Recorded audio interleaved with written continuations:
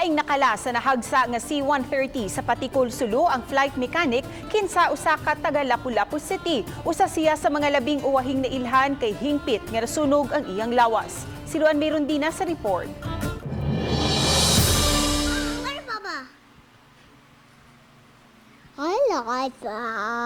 Kini ang pangutana nga lisod tubagon alang kang Dipna Bulalaki sukad siya pahibaw sa Philippine Air Force sa subo nga gidangatan sa iyang bana nga si Staff Sergeant Michael Bulalaki. 3 anyos pa ang ilang kamagwangan ug may magkaluha silang mga anak babay nga mga 2 anyos pa usab.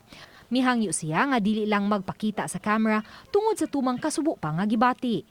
Ano sa tandan sa kadaghan nga sigig panguan ay kanang mga marumbado bang ano siya man wa pasabot nga dako man kay siya rose sa among family dako kay siya og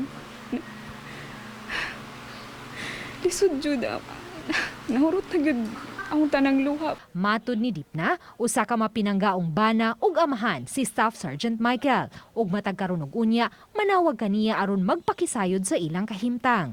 Gani niya itong Domingo sa alas 9 sa buntag, dihang padung pakining musakay sa C-130. Nanawag pakini kaniya, apan wa niya matubag, kay may giasikaso siya.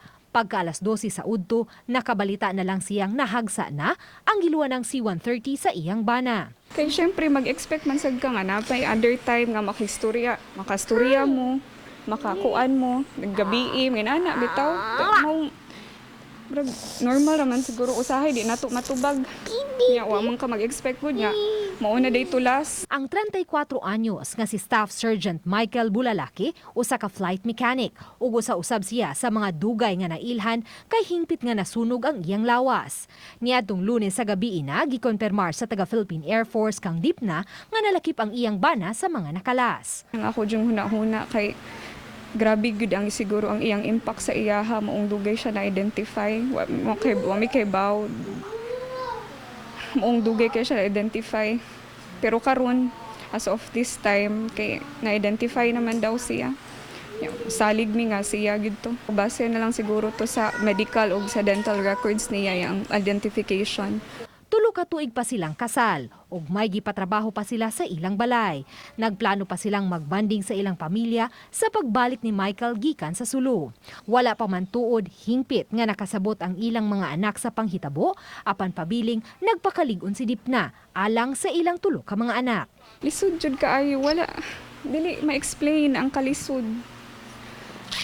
I love you, Mama. I love you too.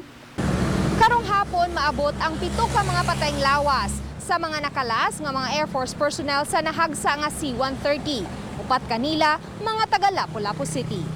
Uban ni Marlon Melgazo, Luan Mayrondina, Balitang Besda.